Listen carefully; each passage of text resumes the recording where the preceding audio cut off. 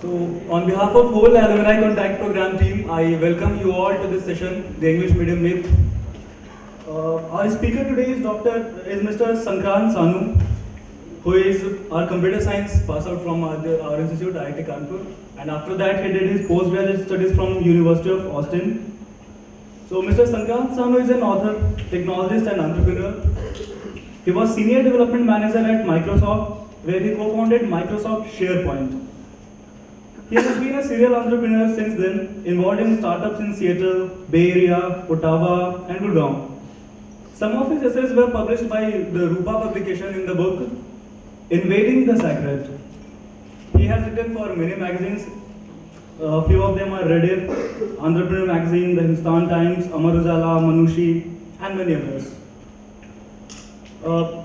Mr. Sanu was a student of Dr. Rajiv Sangal here in Computer Science Department, and he has an inspiring personality overall. So I welcome Mr. Sankrant Sanu for this talk. Welcome.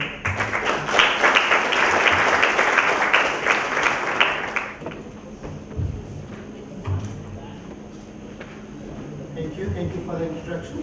Can you hear me in the back?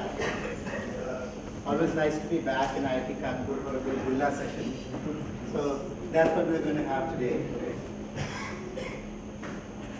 My talk will be in Hindi, but it's a strange artifact, I would say, of Indian society, that we often measure people's status by how they speak English. Now, you might have observed this yourself. And this is especially, I think, a problem of what I call EMTs, English medium types, of which I was one, and I still am one. So this is a little bit of a story of my journey of how I changed some of the assumptions that I had. Assumptions like, for instance, that English is necessary for our progress, that the world is using English, and all these bhrantiya, these assumptions. And so this is a little bit of a story of my journey of overcoming those assumptions, and then also a story of what we can do to help India develop as we overcome these assumptions. So, welcome to my talk, अंग्रेजी माध्यम का भ्रमजाल. यहाँ सबको हिंदी समझ आती है? तो ये भी हमारी अच्छी कहानी है कि जैसे हम लेक्चर हॉल के अंदर आते हैं तो हम अंग्रेजी में बोलते हैं, जैसे लेक्चर हॉल के बाहर चले जाते हैं तब हम आराम से हिंदी में बोलते हैं. यही कहानी है ना हमारी. तो ये कहानी कैसे है और इसको सारी दुनिया में ये ऐसा चल रहा है क्या? तो सबसे पहले यही सवाल पूछते हैं कि दुनिया में कितने लोग हैं जिनको अंग्रेजी आती है, कितने प्रतिशत लोग हैं जिनको अंग्रेजी आती है. तो यहाँ पे ये मैंने ओपन बुक सेशन रखा हुआ है, तो आंसर भी वहीं पे. तो दुनिया में केवल 5% लोग हैं जिनकी मूल भाषा अंग्रेजी है, और लगभग 4% और ऐसे हैं जो अंग्रेजी को द्वितीय या तृतीय भाषा की तरह जानते हैं, और वो 4% में ना अधिकतर भारत में ही है. तो इसका मतलब कि 90 से ज़्यादा प्रतिशत लोग ऐसे हैं जिनको अंग्रेजी नहीं आती दुनिया में. और इन 90 से ज़्यादा प्रतिशत लोग में बहुत सारे ऐसे लोग हैं जो बहुत आधुनिक हैं, समृद्ध हैं, टेक्निकली एडवांस्ड हैं, और उनको अंग्रेजी का एक शब्द भी नहीं आता. ऐसे बहुत सारे करोड़ों लोग हैं दुनिया में, और उसकी मैं थोड़ी सी आपको कहानी सुनाऊंगा कि कैसे पहुंचा. तो सबसे पहले जो मेरा अंग्रेजी का भ्रम था, उसका धक्का लगा जब मैं माइक्रोसॉफ्ट में सियाटल में काम कर रहा था. तो वहाँ पे एक मेरी टीम थी जो मेरा ग्रुप था जो इजराइल में काम करता था, हाइफा में. तो ईमेल से तो उनसे बातचीत होती रहती थी, लेकिन मैं कभी इजराइल गया नहीं था. तो मैंने कहा चलो एक बार उनको देख के आते हैं वहाँ पे हाइफा के टीम. तो वहाँ जब मैं पहुँचा हाइफा में और वहाँ पे माइक्रोसॉफ्ट के ग्रुप से मैंने बातचीत की, तो मेरे को ये जान के आश्चर्य हुआ पहले कि जो जिससे मेरी ईमेल में बातचीत होती थी उसी को अंग्रेजी आती थी, जो बाकी लोग थे उनकी अंग्रेजी बहुत ढीली थी. और दूसरी बात जो सबसे बड़ा मुझे झटका लगा वो ये कि जो माइक्रोसॉफ्ट कॉर्पोरेशन, मल्टीनेशनल कॉर्पोरेशन, अपने हाइफा के ऑफिस में जो कि डेवलपमेंट सेंटर था, पूर्णतः हिब्रू का इस्तेमाल करते थे. उनकी पावर पॉइंट प्रेजेंटेशन हिब्रू में थी, उनकी कोडिंग डिस्कशन हिब्रू में थी, उनके जो कोडिंग डॉक्यूमेंटेशन थी इंटरनल वो भी सब हिब्रू में थी। तो वो अंग्रेजी का प्रयोग बिल्कुल नहीं कर रहे थे, क्योंकि वो सब लोग टेक्नियन के पढ़े हुए थे, काफ़ी लोग उनमें से टेक्नियन के पढ़े हुए थे, जो कि इजराइल का सबसे उत्तम इंजीनियरिंग कॉलेज है, और वो हमारी IIT से कहीं अच्छा उसका रैंक है, और उसमें पूर्णतः हिब्रू इस्तेमाल होता है। तो वहाँ पे अगर आप टेक्नियन की वेबसाइट पे जाएंगे और ये छोटी सी झलक Be careful of not touching okay. ये माइक्रोसॉफ्ट के चक्कर है ना। तो जो राइट के ऊपर ये है, ये टेक्नियन की वेबसाइट का दृश्य है। अगर आप टेक्नियन की वेबसाइट पे जाएंगे तो उनकी मूल वेबसाइट हिब्रू में है, और वहाँ पे लिखा है कि अगर आपने यहाँ टेक्नियन में आके इंजीनियरिंग पढ़नी है तो आपको पहले हिब्रू का प्रोग्राम लेना पड़ेगा, हिब्रू सीखनी पड़ेगी, उसके बाद हम इंजीनियरिंग पढ़ सकते हैं।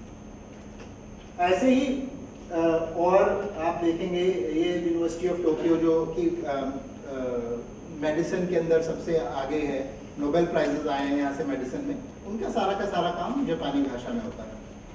और अगर आप जर्मनी में जाएंगे तो सब उनका जो रोबोटिक्स का काम हो रहा है वो जर्मन भाषा में हो रहा है। और यहाँ पे अगर पेरिस के आप टॉप मैनेजमेंट स्कूल में जाएंगे, MBA प्रोग्राम में जाएंगे, तो वो MBA प्रोग्राम फ्रेंच भाषा में हो रहा है। तो ये तो है स्थिति जो उच्च शिक्षा की स्थिति है। उसके बाद मैंने जो कुछ मेरी पुस्तक है उसमें मैंने ये कुछ शोध की, उसमें देखा मैंने 20 सबसे अमीर देश लिए GDP पर कैपिटा के हिसाब से, 20 सबसे अमीर देश। उसमें जो बहुत छोटे देश थे जिनकी समझ लो 50 लाख से कम आबादी थी, वो छोड़ दिए, जो कि रीजनेबल साइज के देश हैं, वो मैंने 20 ऐसे देश लिए जो GDP पर कैपिटा में टॉप रैंक देश है। उन देशों में अंग्रेजी भाषा प्रयोगी देश कितने हैं? जो 20 सबसे समृद्ध देश हैं उसमें से अंग्रेजी भाषा कितने प्रयोग करते हैं? कोई अंदाजा? 5, 10, 8, 18 नहीं, केवल 4 देश, केवल 4 देश हैं जो सबसे समृद्ध देशों में जिनके जो अंग्रेजी का प्रयोग करते हैं। और उसके बाद मैंने एक और लिस्ट बनाई 20 सबसे गरीब देशों की।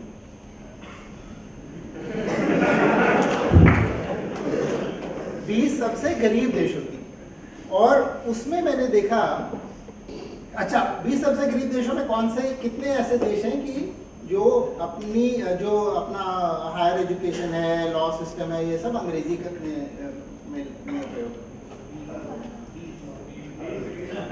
नहीं, 5 ऐसे देश हैं, लेकिन 18 ऐसे देश हैं 20 देश गरीब देशों में से जो कि अपनी जन भाषा का प्रयोग नहीं करते। तो 20 में से 18 देश कुछ अंग्रेजी का प्रयोग करते हैं, कुछ स्पेनिश का प्रयोग करते हैं, कुछ पोर्चुगीज का प्रयोग करते हैं, कुछ फ्रेंच का प्रयोग करते हैं। ये सब कॉलोनियल जो भाषा थी उनकी उसका प्रयोग करते हैं, लेकिन अपनी भाषा का 18 में से 20 जो सबसे गरीब देश है नहीं प्रयोग करते। तो वो अपनी उच्च शिक्षा में, अपनी न्याय व्यवस्था में उनकी अपनी भाषा नहीं चलती। अच्छा 20 में जो सबसे समृद्ध देश थे 20, उसमें से कितने ऐसे, 4 तो हैं जो अंग्रेजी भाषी हैं, उसमें से कितने ऐसे हैं जो अपनी भाषा का प्रयोग कर रहे हैं उच्च शिक्षा के लिए और न्याय व्यवस्था के लिए? 20 के 20। तो जो डेवलप्ड देश हैं उसमें से कोई भी ऐसा देश नहीं है जो अपनी भाषा का प्रयोग नहीं कर रहा है, और जो गरीब देश हैं उसमें से लगभग सभी ऐसे हैं जो अपनी भाषा का प्रयोग नहीं कर रहे। तो ये हमारे लिए थोड़े सोच विचार की बात है, क्योंकि हमारी मान्यता, हमारी भ्रांति ये है कि अंग्रेजी से भारत का उत्थान होगा, अंग्रेजी से हम डेवलप होंगे, लेकिन जो वास्तविकता है वो उसकी बिल्कुल विपरीत है। तो जो देश अपनी भाषा को छोड़ रहे हैं उसमें से कोई भी देश अभी तक डेवलप नहीं हुआ है, और उसका कारण ये है कि अगर हम साइंस और टेक्नोलॉजी की शिक्षा, इंजीनियरिंग की शिक्षा, चिकित्सा की शिक्षा एक केवल छोटे वर्ग तक सीमित रखेंगे, भारत में 10% से अधिक लोग अंग्रेजी नहीं जानते। ये आंकड़े भी थोड़े कठिनाई से मिलते हैं कि असल में कितने अंग्रेजी जानते हैं, क्योंकि सेंसस है वो सिर्फ फर्स्ट लैंग्वेज करता है, और फर्स्ट लैंग्वेज तो 1% से भी बहुत कम है, 0.1% से भी कम है। तो 10% से कम लोग हैं जो अंग्रेजी जानते हैं। और अगर हमारी सारी की सारी उच्च शिक्षा, न्याय व्यवस्था, सरकारी काम अंग्रेजी में रहेंगे तो जो डेवलपमेंट का जो इम्पैक्ट है वो नीचे तक नहीं पहुंच पाएगा। और ऐसे ही सभी देशों में उदाहरण देखा जा सकता है। अच्छा, और दूसरा हमारा क्या स्थिति है, एक तो है कि हमारी सारी उच्च शिक्षा अंग्रेजी में हो गई, सारी हमने कहा कि अच्छा मल्टीनेशनल के जॉब, उसके बारे में मैं बात करूंगा, वो अंग्रेजी में हो रहे हैं, ये सब हो रहा है। और दूसरा, हमने अंग्रेजी को स्टेटस बना लिया है ना, अंग्रेजी का मतलब ऊंचा और भारतीय भाषाओं का मतलब नीचे। और ये स्टेटस भारत सरकार की नीति से आ रहा है, क्योंकि अगर आप लोअर कोर्ट में जाओगे तो आप हिंदी का प्रयोग कर सकते हो, या आप किसी और कन्नड़ का प्रयोग कर सकते हो, तेलुगु का प्रयोग, लेकिन अगर आप हाई कोर्ट में जाओगे तो आपको अंग्रेजी का प्रयोग करना है, और अगर सुप्रीम कोर्ट में जाओगे तो केवल अंग्रेजी की प्रयोग कर सकते हो। तो ये जो स्टेटस बना हुआ है ऊंच से नीचे का, ये भारत सरकार की नीति से आ रहा है। इसलिए आ रहा है क्योंकि अंग्रेजी कोई अंतर्राष्ट्रीय अनिवार्यता है अंग्रेजी की, ऐसी कोई स्थिति नहीं है। ये भारत सरकार की नीति से आ रहा है, जो नीतियां काफी देर से चली आ रही है। ये मैं चाइना में गया था जनवरी में, तो यहाँ पे ये कौन सी गाड़ी की फोटो है, ऑडी। तो ऑडी गाड़ी का जो विज्ञापन है चाइना में, वो चाइनीज भाषा में आपको मिलेगा, वहाँ पे कहीं आपको अंग्रेजी भाषा नहीं मिलेगी। तो वहाँ पे सारे के सारे जो लग्जरी गुड्स हैं वो अपनी अपनी भाषा के अंदर वहाँ पे कर रहे हैं। और वहाँ पे जनवरी में गया था, वहाँ पे इतने iPhone 6 मैंने किसी और देश में नहीं देखे होंगे जहाँ मेरे को चाइना में मिलेंगे। और सब के सब लोग iPhone चीनी भाषा में इस्तेमाल कर रहे थे। वहाँ के जो ड्राइवर भी, जो टैक्सी ड्राइवर था, वो GPS उनके आगे लगा हुआ था, वो घटाघट चाइनीज कैरेक्टर्स में उसको डालते थे, और वो उनको वॉइस डायरेक्शंस भी देता था, मैंडरिन भाषा में उनको वॉइस डायरेक्शन मिलती थी। और उसमें मेरे को, और टैक्सी ड्राइवर को इतनी भी अंग्रेजी नहीं आती थी कि अगर पता अंग्रेजी में लिखा हो तो वो पढ़ सके और मेरे को वहां पे ले जाए। तो मैं पता पहले से चीनी भाषा में लिखवा के लेके जाता था, ताकि मैं उसको दिखा सकूं, ताकि वो मेरे को अपने स्थान पे ले जाए। और यही चीन में, और चीन का मैं इसलिए उदाहरण ले रहा हूँ क्योंकि चीन हमारे जैसा बड़े जनसंख्या का देश है, और ये भी गलतफहमी हो गई है कि चीन में सब अंग्रेजी सीख रहे हैं आजकल। मैंने नहीं पाया कि चीन में कोई अंग्रेजी सीख रहा है। चीन में बहुत ही कम लोग हैं जिनको अंग्रेजी आती है। ये उदाहरण है, मैं बड़े बेजिंग के बहुत नामी रेस्टोरेंट में गया, और काफ़ी अपस्केल ऐसे सब वेट्रेसेस वहाँ पे ड्रेस थी। वहाँ पे टॉप मैनेजर से लेके वेट्रेस तक को किसी को एक भी शब्द अंग्रेजी का नहीं आता था, लेकिन उनके पास फोन्स थे बड़े एडवांस्ड, तो वो अपनी खटाखट चाइनीज में टाइप करके ट्रांसलेट यूज करके हमको दिखाते थे, अब ये कह रहे हो क्या। तो उनको टेक्नोलॉजी के उपयोग करने में कुछ भी संकोच नहीं था। टेक्नोलॉजी बहुत आराम से हर कोई व्यक्ति इस्तेमाल कर रहा था। हमारे यहाँ का जो वेटर होगा वो गूगल ट्रांसलेट में जाके ये नहीं कर पाएगा, क्योंकि हमने उसको टेक्नोलॉजी से परे रखा हुआ है। क्यों परे रखा हुआ है? क्योंकि हमने उसको अंग्रेजीवादी बना दिया है, पूरी व्यवस्था हमने अंग्रेजीवादी बना दी है। लेकिन चाइना में जो जिसको कहते हैं लोअर लेवल का भी वर्कर होगा, कोई भी होगा, ड्राइवर होगा, उसको टेक्नोलॉजी में कोई भी परेशानी नहीं उसके उपयोग। ये जैसे कि ये सारे एडवांस गैजेट्स हैं, सब वहाँ इश्तेहार है, ये iPhone 6 का भी ऐड है। तो ये रेलवे स्टेशन का एक चित्र है चाइना में, सब कुछ चीनी भाषा में। और इसका दूसरा परिणाम क्या है कि जो हमारी अंग्रेजीवाद है, हमारे जो लिटरेसी रेट है, साक्षरता है चीन की 95% है, हमारी समझ लो 75% के करीब है। लेकिन जो हमारी इंटरनेट यूसेज है वो चाइना से कहीं कम है, क्योंकि जो चाइना का संपूर्ण इंटरनेट है वो चीनी भाषा में चल रहा है। बल्कि वहाँ पे अगर आप जाएंगे तो आप पता करेंगे कि गूगल और फेसबुक भी चलता नहीं है, क्योंकि चाइनीज सरकार ने उसको ब्लॉक किया हुआ है। उनका बाइडू है और उनका वाइबो है, उसी के ऊपर वो सब काम करते हैं, क्योंकि गूगल वहाँ चलता भी नहीं है। तो उन्होंने अपना चाइनीज सर्च इंजन बनाया है, अपना चाइनीज सोशल नेटवर्क बनाया है, और उसकी जो इंटरनेट पेनिट्रेशन है परिणाम स्वरूप वो बहुत कहीं अधिक है हमारी इंटरनेट पेनिट्रेशन की। This may not be due to only to the language, but language may be a factor. Language is a factor in how low that penetration reaches. There may be other factors also. Yes. अच्छा, तो दूसरी जो एक और भ्रांति हमारी है, आजकल हम देख रहे हैं कि गांव-गांव में भी अंग्रेजी माध्यम के स्कूल खुल रहे हैं, है ना? तो इसलिए लोग निष्कर्ष निकाल रहे हैं कि सब लोग अंग्रेजी पढ़ना चाहते हैं। अच्छा, ये सवाल है कि अंग्रेजी पढ़ना चाहते हैं या उन पर थोपी जा रही है? वो थोपी, वो डेटा कैसे पता करें कि कि पढ़ना चाहते हैं या थोपी जा रही है। थोपी जा रही है इसका डेटा तो साफ है। उसका डेटा क्यों साफ है कि जो भारत सरकार के सारे ये इंस्टीट्यूशंस हैं जो चला रही है, वो केवल आपको आईआईटी में अगर आपने पढ़ना है, आपने एम्स में पढ़ना है, आपने सुप्रीम कोर्ट में नौकरी करनी है, वो सब के सब केवल अंग्रेजी में आपको उपलब्ध है। हाँ, तो ये तो बात साफ है। लेकिन पढ़ना क्या चाहते हैं लोग, तो इसके आंकड़े मिलना कठिन है, लेकिन एक ये आंकड़ा है, अगर आप सबसे लोकप्रिय अखबार देखें तो उसमें केवल 10 में से केवल एक अखबार है जो अंग्रेजी का है बाय रीडरशिप। 10 में से केवल एक अंग्रेजी है, और वो भी आपका 7वें नंबर पे पहुंचा हुआ है, 8वें नंबर या 7वें नंबर पे पहुंचा हुआ है। तो अगर आप देखेंगे ऊपर से नीचे तक, जो लोग भाषा पढ़ना चाह रहे हैं, हिंदी पढ़ना चाह रहे हैं, मलयालम पढ़ना चाह रहे हैं, तमिल पढ़ना चाह रहे हैं, मराठी पढ़ना चाह रहे हैं, ये सब भाषाएं लोग पढ़ना चाह रहे हैं, लेकिन इसमें उनको उच्च शिक्षा उपलब्ध नहीं है। ये हमारी वास्तविकता है। और अगर आप टेलीविजन प्रसार देखेंगे तो अंग्रेजी चैनल उससे भी कम है। टेलीविजन में तो एक या 2% है केवल जो अंग्रेजी की चैनल देखना पसंद करते हैं, बाकी सबके सब लोग अपनी भाषा में देखना पसंद करते हैं। इसका मतलब कि जो आईआईटी में भी लेक्चर सुनना चाहता है वो अंग्रेजी में नहीं सुनना चाहता, वो अपनी भाषा में सुनना चाहता है।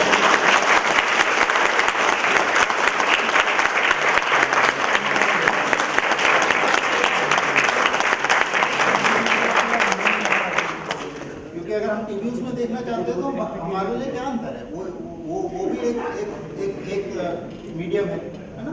तो हम अपनी भाषा में पढ़ना चाहते हैं और अपनी भाषा में सुनना चाहते हैं, लेकिन ये हमें उपलब्ध नहीं है। और उपलब्ध नहीं है क्योंकि नीति ऐसी बनी हुई है जिसके कारण उपलब्ध नहीं है। एक तो नीति बनी गई है और दूसरा हमारा भ्रम है जिसके कारण वो नीति बदली नहीं जा रही, क्योंकि जनसाधारण में भ्रम आ गया है कि अंग्रेजी से हमारी उन्नति होगी। लेकिन जो वास्तविकता है, जो डेटा है, जो फैक्ट्स है, वो ये है कि किसी गैर भाषा से के सहारे किसी भी देश की उन्नति ना हुई है और ना हमारी होगी। इसमें कोई दो राय नहीं। ये चार्ट क्या कहना चाह रहा है? अच्छा, ये चार्ट क्या है कि ये बड़ा मजेदार चार्ट है।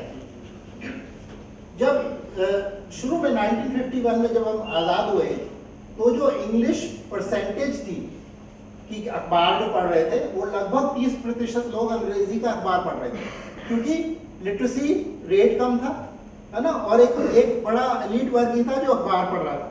जैसे लिटरेसी बढ़ती रही है, अंग्रेजी कम होती जा रही है। एक्चुअली हमारा भ्रम तो ये कि अंग्रेजी बढ़ती जा रही है, बढ़ती भी जा रही है अंग्रेजी, वो उसका जो मानसिकता है वो बढ़ रही है, लेकिन अंग्रेजी पढ़ने वाले कम हो रहे हैं। तो इसका मतलब कि हो सकता है कि जब हम आज़ाद हुए तब अंग्रेजी इंस्टीट्यूशंस की आवश्यकता हो, लेकिन अब लगता है कि बाकी भाषाओं को भी हमको कम से कम ध्यान देना चाहिए, क्योंकि अंग्रेजी की यहाँ पे अगर देखोगे तो 10% से थोड़ा सा ऊपर है, जबकि अगर आप हिंदी और उर्दू या और भाषाएं देखेंगे वो कहीं आगे निकल गई है अंग्रेजी से। अच्छा, मैं थाई में गया, थाई प्रदेश में, और ये थाई प्रदेश भी आप इसको थाईलैंड से जानते होंगे। हम अंग्रेजी में भी थाईलैंड पढ़ते हैं और हिंदी में भी थाईलैंड बोलते हैं, है ना। लेकिन थाई लोग अपने आप को थाई प्रतीत बोलते हैं क्योंकि थाई भाषा संस्कृत पे आधारित है, तो अपने आप को वो थाई प्रदेश बोलते हैं, लेकिन हम उसका नाम थाईलैंड सीखते हैं, है ना। क्योंकि ये सब के सब जो निकट के देश हैं वो हमारी सभ्यता से बहुत जुड़े हुए हैं, और हम क्योंकि अपनी खो चुके हैं वो। अगर आप इजिप्ट में जाएं तो इजिप्ट वाले अपने देश को क्या बुलाते हैं? मिस्र। इजिप्ट वाले अपने देश को मिस्र बुलाते हैं, और अगर हिंदी में हम सीखते हैं तो वो मिस्र सीखते हैं। लेकिन अब हिंदी में भी हम इजिप्ट सीख रहे हैं, क्योंकि हमारा क्या हाल हो रहा है कि जो हमारी अपने संबंध थे, हमारी इतनी पुरानी संस्कृति है और इन सब देशों से हमारे पुराने संबंध थे, वो हम छोड़कर जो अंग्रेजी संबंध है और जो अंग्रेजी नाम है वो अपना रहे हैं, तो हमारे अपने संबंध टूट रहे हैं। तो थाई में भी ऐसा ही स्थिति है। जो थाई लोग हैं वो अपनी इंजीनियरिंग थाई भाषा में कर रहे हैं, जो संस्कृत पे आधारित है। अपनी सारी जो उनकी व्यवसाय है, बिजनेस है, वो सब कुछ थाई भाषा पे चल रहा है, और उसमें बहुत आपको संस्कृत के शब्द मिलेंगे। बल्कि मैं वहाँ पे बहुत बड़े एक शो में गया, बहुत सुंदर शो था, वो लिखा हुआ था श्याम निरामित। निरामित क्या होता है? फिर बाद में कहा अच्छा निर्मित, तो ये बोल रहे श्याम कैसे बना तो श्याम निर्मित ये उनका शो था। तो आप पाएंगे कि हर कोई जो बहुत सारे शब्द वहाँ पे संस्कृत से आए। और मैंने जब इंटरनेट कनेक्शन किया एयरपोर्ट पर, तो ऊपर तो उन्होंने कुछ लिखा हुआ इंग्लिश में, लेकिन सारी इंटरनेट कनेक्शन की जो डिस्क्रिप्शन डिटेल्स हैं वो सब की सब थाई भाषा में है। और ये सब जगह आप पाएंगे कि जो टेक्नोलॉजी का प्रयोग है, और यही थाई प्रदेश के अंदर जो नंबर प्लेट है, तो आपको ये कुछ देवनागरी जैसी थोड़ी थोड़ी लगेगी। तो क्योंकि उनकी जो लिपि भी है, लिपि भी ब्राह्मी लिपि पे आधारित है, तो वो हमारी लिपि से भी काफी मिलती जुलती लिपि है।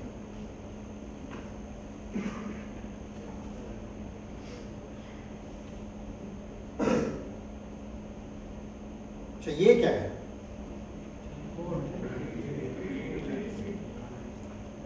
अच्छा, ये एक टेक्स्ट बुक है, चीनी भाषा में है। किसके बारे में है?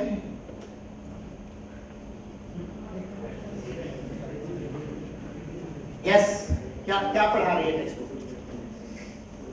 गैस करो, क्योंकि समझ तो आपको भी नहीं आती, मेरे को भी नहीं आती। क्रिकेट, अच्छा। अंग्रेजी, अच्छा। हाँ, पाइथन, अच्छा। और क्या?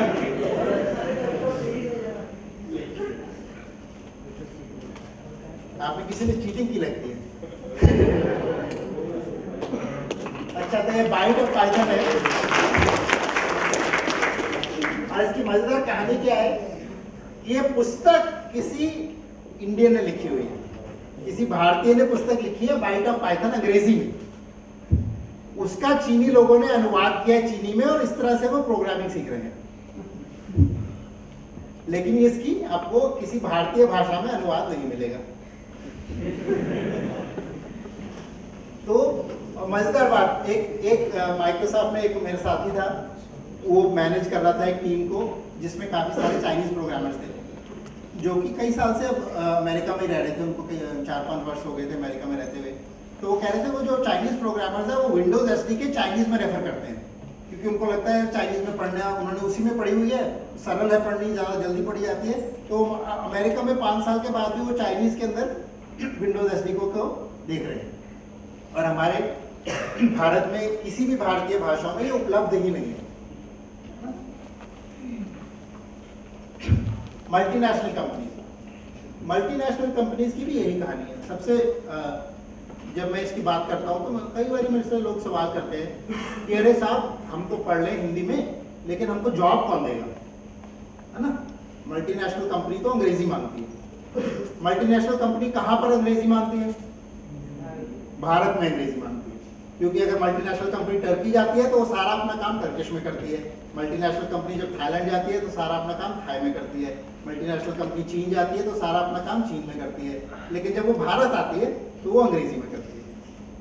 अब इसके लिए मल्टीनेशनल कंपनी को दोष दोगे या अपने आप को दोष दोगे? अपने देश को दोष दोगे, हमारी गुलामी को दोष दोगे। ओके, तो ये है इस्तांबुल एयरपोर्ट में था। तो HSBC का मैंने ऐड देखा, तो ये HSBC तुर्की भाषा है, उसके अंदर सब लिखा हुआ है जो HSBC अपना ऐड दे रहा है।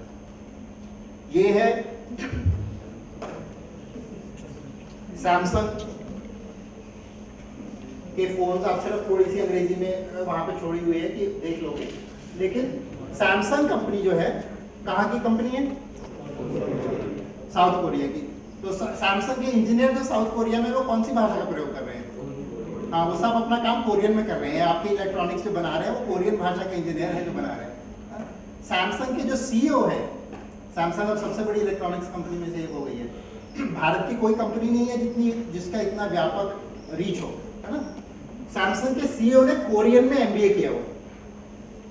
सैमसंग के CEO ने कोरियन माध्यम में MBA किया हुआ है, और उसको दुनिया की सबसे बड़ी इलेक्ट्रॉनिक्स कंपनी बनाने में कोई बाधा नहीं आई। और हम क्या सोचते हैं कि अरे अंग्रेजी के बिना तो कहीं जा ही नहीं सकते। ये सब कंपनी है। सैमसंग की क्या, टोयोटा ने जब पूरी की पूरी ऑटोमोबाइल इंडस्ट्री अमेरिका से आई, अमेरिका से सीखा उन्होंने, लेकिन पूरी की पूरी ऑटोमोबाइल इंडस्ट्री को कैप्चर किया। तो टोयोटा के CEO जब अमेरिका जाते थे, उनको अंग्रेजी थोड़ी आती थी। कोई लो लेवल बंदा था जो ट्रांसलेटर था, उसको ले जाते थे, है ना? कोई जो उच्च अफसर था, किसी को अंग्रेजी नहीं आती थी। ट्रांसलेशन का जॉब तो लो लेवल जॉब, CEO का जॉब हाई लेवल था। तो जो हाई लेवल बंदा है उसको अंग्रेजी नहीं आती है, जो लो लेवल है उसको आ सकती है, ठीक है कोई बात नहीं। और हमने उसको उलट कर दिया। तो जो जब कोरियन कंपनी थाईलैंड में जाती है तो कोरियन कंपनी ये थाई भाषा में अपना विज्ञापन देती है, क्योंकि थाई भाषा वहां पे उपयोग करती है। जो सारे के सारे जो लोग हैं कोरिया साउथ, जो कोरियन कंपनी थाईलैंड में अपना काम करती है, तो सारे जो उसके अफसर हैं मल्टीनेशनल में काम कर रहे हैं, वो सब थाई भाषा में अपना काम करते हैं। वो कोई अंग्रेजी भाषा में नहीं काम कर रहा, ना ही कोरियन में कर रहे हैं। यह स्थानीयकरण है, और सब मल्टीनेशनल कंपनी हर देश में जाके स्थानीयकरण करती हैं और कर रही हैं, लेकिन भारत की दुर्दशा है। और यही सवाल है, क्या व्यापारिक सफलता अंग्रेजी पर आधारित है? अगर आप एशिया की 1000 सबसे बड़ी मल्टीनेशनल बहुराष्ट्रीय कंपनियों को देखो तो उसमें से 752 कंपनियां सिर्फ 3 देशों में से है, जापान, कोरिया और ताइवान। 792 कंपनियां सिर्फ 3 देशों से हैं। और इन 3 देशों में तीनों देश अपनी भाषा का प्रयोग करते हैं। तो लगभग 80% कंपनियां एशिया की सबसे बड़ी 1000 कंपनियों में से इन 3 देशों से, और ये अपनी तीनों भाषा का प्रयोग कर रहे हैं। आपने ये कौन सा है लेफ्ट में? टोयोटा का है, सैमसंग का तो दिख रहा है। ये कौन सा है? हिंडई है। हिंडई कौन सा है, कहाँ से है? हाँ, कोरियन कंपनी है, LG इलेक्ट्रॉनिक्स। हाँ, तो ये सब की सब अपनी अपनी भाषाओं में काम कर रहे हैं। ऐसे ही चिकित्सा की भाषा, ये चाइना में चिकित्सा, वहाँ पे अगर चाइना में जाओगे आप कोई बड़े लग्जरी अपार्टमेंट का विज्ञापन देखोगे, या चिकित्सा का हॉस्पिटल का देखोगे, इलेक्ट्रॉनिक्स का देखोगे, ऑडी कार का देखोगे, सब के सब अपनी भाषा में होंगे। कोई नहीं कह रहा कि अंग्रेजी से स्टेटस बनता है। किसी भी सोसाइटी में, किसी भी समाज में ये मान्यता नहीं है कि अंग्रेजी से स्टेटस होता है। अंग्रेजी वो सीख लें चाहे, जापान में भी शौकिया वो अंग्रेजी सीख लेते हैं, चाइना में भी कुछ लोग सीख रहे हैं, लेकिन परस्पर संवाद के लिए अंग्रेजी का प्रयोग नहीं करते। और ऊपर से ना ही सोचते कि जिसको अंग्रेजी आती है वो कोई बड़ा आदमी बन गया है। हाँ, अंग्रेजी आने से कोई बड़ी बात नहीं हो जाती।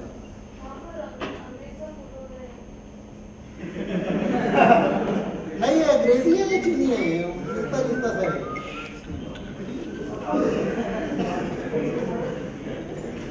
अच्छा, तो भारत में एक नए दृष्टिकोण की आवश्यकता है। क्या अभी भारत में हाल क्या हो रहा है कि जैसे कहा है, अंग्रेजी माध्यम की होड़ लगी हुई है। होड़ क्यों लगी हुई है? क्योंकि जो समाज है और जो माता पिता भी है वो कुछ गलत नहीं सोच रहे। वो कह रहे हैं भाई यहाँ पे अगर भारत में अगर आपको जॉब करना है तो आपको अंग्रेजी चाहिए। तो कह रहे हैं अगर भारत में आपको आगे पढ़ाई करनी है तो अंग्रेजी चाहिए।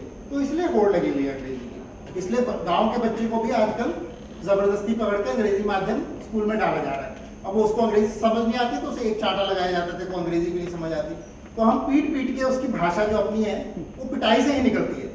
उसकी पीट के उसकी भाषा निकालते हैं और पीट कर दूसरी भाषा उसमें डालते हैं। ये हमारी स्थिति हो रही है। और उससे हो क्या रहा है कि जो बच्चा है वो ना अंग्रेजी ठीक तरह से बोल सकता है और ना वो अपनी भाषा ठीक तरह से बोल सकता है।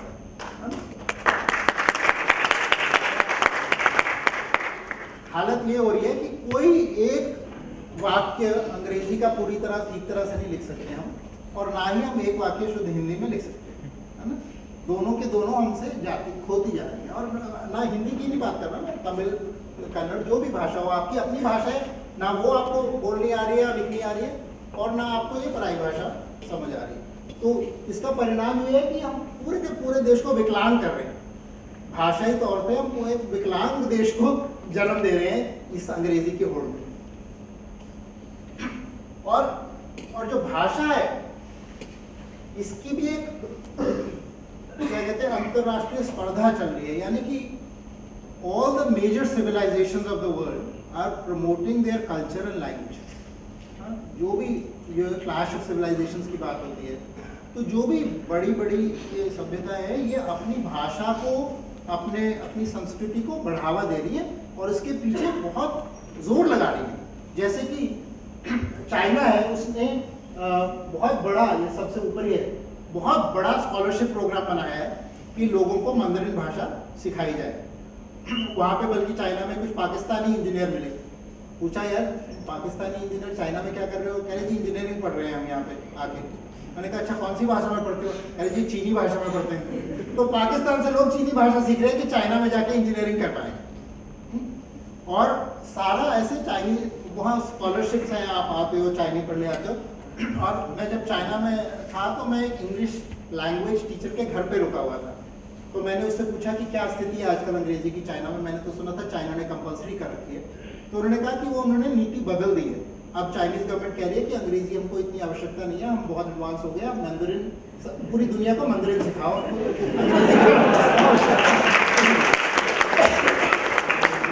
वो ऐसा करके लिए। और वास्तविकता ये है कि अगर वो चलते हुए आप बीजिंग के अंदर, जब जो कि कैपिटल है, बाकी छोटे शहर को तो छोड़ दो, बीजिंग में चलते हुए मुझे बस पकड़नी थी तो बस शब्द कोई नहीं जानता है बीजिंग में, उनका अपना शब्द है। इंटरनेट शब्द कोई नहीं जानता है, उनका अपना शब्द है। तो जो हम साधारण प्रयोग में भी शब्द इस्तेमाल करते हैं वो उनको नहीं पता है अंग्रेजी, वो उनके अपने शब्द हैं। और इसी तरह से जैसे चाइना कर रही है, सब जो मेजर सिविलाइजेशन है, फ्रेंच है, उन्होंने अलायंस फ्रेंचाइज इंस्टीट्यूट्स बनाए हुए हैं। जो और जो अंग्रेजीवाद है भारत से, ये कुछ तो पहले से चला आ रहा है, लेकिन ये जो सब है ब्रिटिश काउंसिल ट्रैक करती है कि कितने परसेंटेज लोग अब भारत में अंग्रेजी सीख रहे हैं। वो उनकी पूरा फोकस है, स्ट्रेटेजिक फोकस है इस पे। फोर्ड फाउंडेशन ट्रैक कर रही है, उनकी पूरी स्टडी आई कि अंग्रेजी सीखने से भारत में आपको अच्छी जॉब मिलेगी। अरे भैया मिलेगी, पूरी व्यवस्था आपने ऐसी बनी हुई है तो मिलेगी, लेकिन फोर्ड फाउंडेशन का क्या इंटरेस्ट है कि आपको अच्छी जॉब मिलेगी अंग्रेजी सीखने से? हा? क्योंकि उनकी स्ट्रेटेजिक इंटरेस्ट है कि भारत अंग्रेजी के उसमें रहे, चक्रव्यूह में रहे।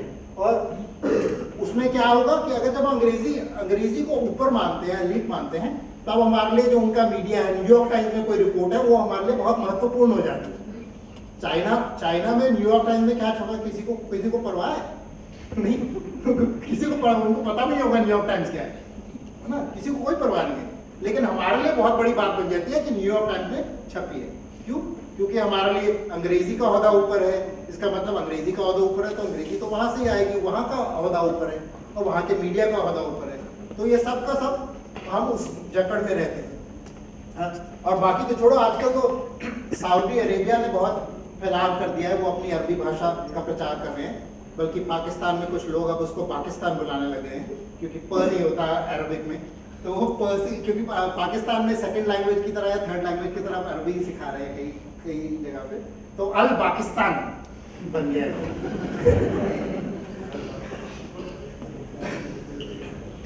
तो ये अंग्रेजीवाद की जड़ क्या है?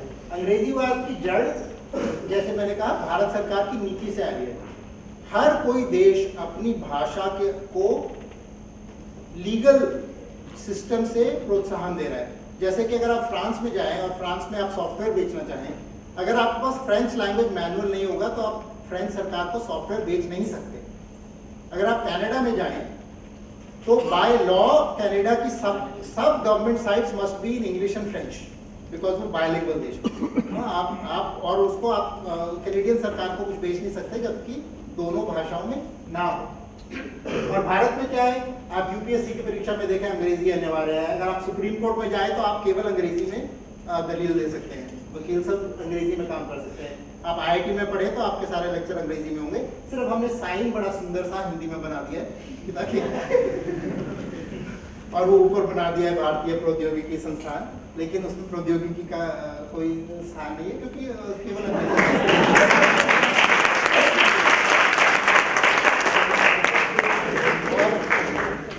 और अगर आप आईएमए का एग्जाम देते हैं तो अगर आपने जवान बनना है आर्मी में, तब आप किसी भी भारतीय भाषा में जवान बन सकते हैं। लेकिन अगर आपको ऑफिसर बनना है तो आपका एग्जाम केवल अंग्रेजी में होगा। तो हम क्या कर रहे हैं कि हमने बता दिया, हर स्तर पे हम कह रहे हैं कि तुम नीचे हो, तुम्हारी भाषाएं नीची हैं, हम ऊपर है, हमारी संस्कृति ऊपर है, हमारी भाषा ऊपर है। ये बार बार हमें दोहराया जा रहा है, हर तरह से दोहराया है। और उसका नतीजा क्या है कि हम कह रहे हैं शॉर्टेज ऑफ डॉक्टर्स, ये नहीं हो रहा, लोग रोट लर्निंग कर रहे हैं, रटा रटाया करें। भी रटा रटाया करेंगे, समझ ही नहीं आ रहा तुम क्या बोल रहे हो।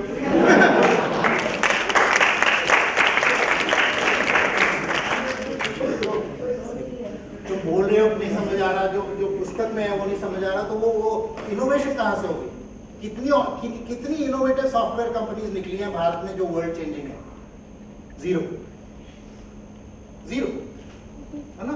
बड़े खुश हो रहे हैं हमारी इंग्लिश के कारण एडवांटेज है। क्या एडवांटेज है? कुली बनने की एडवांटेज है ना। क्या वीडियो वर्क कर लो, किसी की आउटसोर्सिंग कर लो, ये तो कुली का काम ही हुआ ना।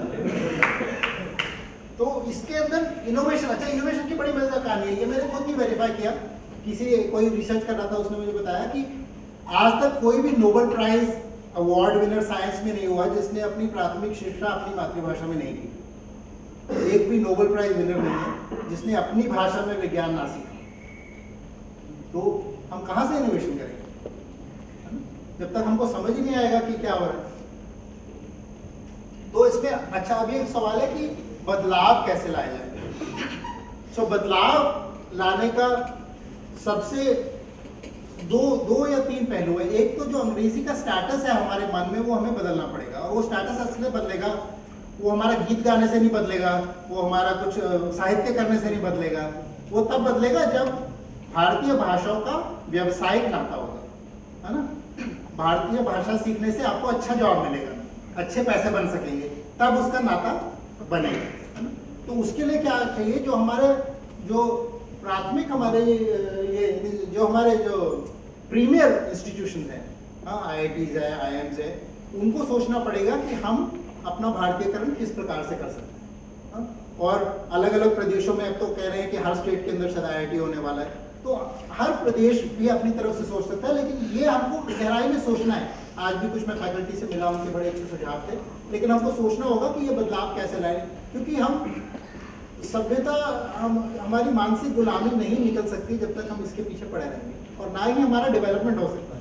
हम जिस डेवलपमेंट के चक्कर में पड़ सकते हैं वो एक वर्ग तक ही सीमित रहेगा, वो नीचे पूरा उतरेगा नहीं।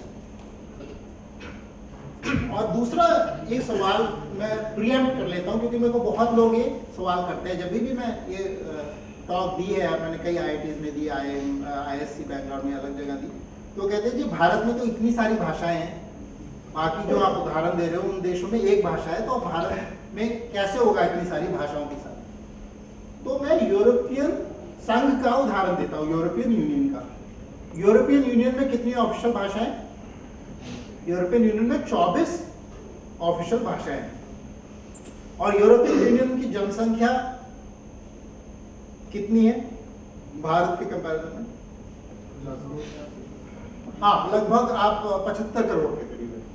तो समझ लो भारत की जनसंख्या यूरोपियन यूनियन से 1.5 गुना है। भारत की जनसंख्या पूरे यूरोप से 1.5 गुना है। तो आपको भारत का जब भाषा का वो समाधान सोचना होगा, तो आपको कॉन्टिनेंटल स्केल पे सोचना होगा। सिर्फ देश नहीं, हम कॉन्टिनेंट है, हम देश भी हैं और हम कॉन्टिनेंट भी हैं। कई कॉन्टिनेंट से बड़े हैं, अधिकतर सभी कॉन्टिनेंट से बड़े हैं एशिया को छोड़ के, जिसमें हम हैं, लेकिन अब बाकी सब कॉन्टिनेंट से बड़े हैं। तो जनसंख्या से हम सब कॉन्टिनेंट से बड़े हैं, तो हम इतना बड़ा हमारा देश है, तो उसमें एक भाषा का सोल्यूशन नहीं होगा। हम कहेंगे तमिल लोग भी हिंदी में काम करें, नहीं होगा। हम कहें कि कन्नड़ लोगों को जबरदस्ती, ऐसे नहीं होगा। हम चाहते ये सोचना चाहिए कि हर बच्चा भारत का अपनी मातृभाषा में आगे से आगे तक पढ़ पाए, उसके लिए भाषा बढ़ने के लिए बाधा ना बने, उसके आगे बढ़ने के लिए भाषा का बाधा ना हो।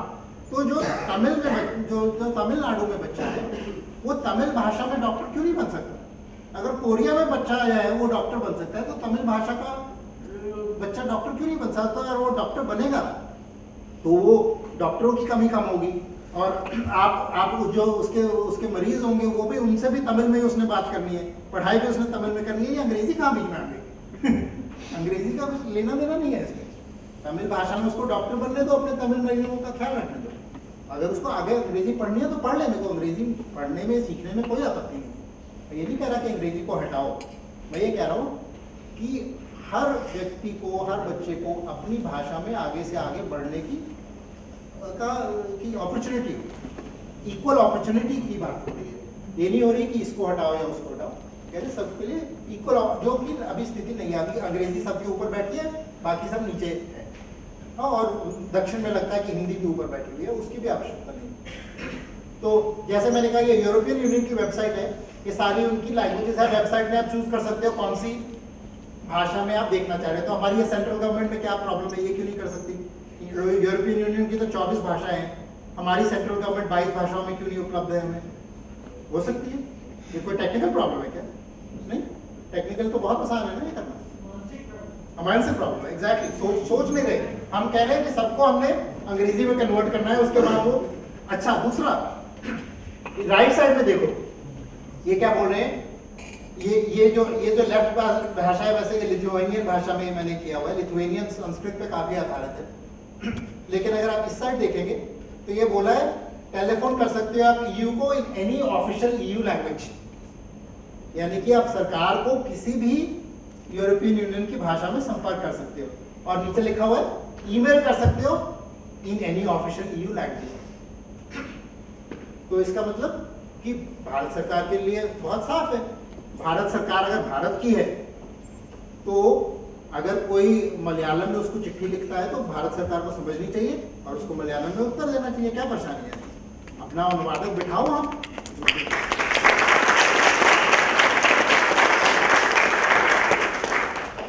सरकार का काम है अपने नागरिकों को समझना और अनुवाद करना। नागरिकों का नहीं काम है सरकार को समझना। Government is a service providing institution, उसको सर्विस प्रोवाइड करनी चाहिए सबको उनकी भाषा में, है ना। ये नहीं कह रहे उनको अंग्रेजी नहीं आती तुम जाओ, ये कौन सी सरकार है ना। तो ये हमको मानसिकता बदलनी है। तो और इसमें मैंने कहा ना इतनी सारी भाषाएं हैं, कोई परेशानी नहीं है आजकल। तो बल्कि मैं तो ये कह रहा हूँ कि 10 से 15 साल में ऑटोमेटिक ट्रांसलेशन इतनी हो जाएगी कि आप अगर हिंदी भाषा में बोलोगे जापान में जाके तो दूसरी साइड से आपके फोन से जापानी निकलेगी। तो उनको समझ आ जाएगी और वो जापानी बोलेंगे, आपको वापस हिंदी समझ आ जाएगी। क्या जरूरत है अंग्रेजी की? कहाँ से आ गई ना। कोई आपको अंतर्राष्ट्रीय उसके पर्यटन के लिए भी आवश्यकता नहीं रहेगी। तो ये हिंद स्वराज मेरी काफी फेवरेट पुस्तक है। उसमें गांधी जी ने लिखा है कि हिंदुस्तान को गुलाम बनाने वाले तो हम अंग्रेजी जानने वाले लोग ही हैं। हमें अपनी भाषा में ही शिक्षा लेनी चाहिए। जो अंग्रेजी पुस्तकें काम की हैं उनका हम अपनी भाषा में अनुवाद हमें अपनी भाषा में अनुवाद करना होगा। हमारी गुलामी की वजह से देश की प्रजा गुलाम बनी हुई है और ये हमारे जो अलीट वर्ग है, अंग्रेजी वाला वर्ग है, इसको ये समझने की आवश्यकता है। हमारी गुलामी की वजह से देश की प्रजा गुलाम बनी हुई है। अगर हम गुलामी से छूट जाए तो प्रजा तो छूट ही जाएगी। और ये हम सब के लिए भी ये लागू है। अगर हम गुलामी से छूट जाए तो बाकी सब लोग को छूट ही जाए। बहुत धन्यवाद।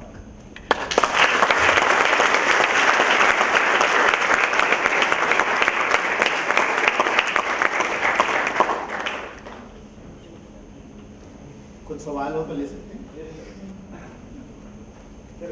दो सवाल है। पहला हिंदी वर्ड बोलते हैं,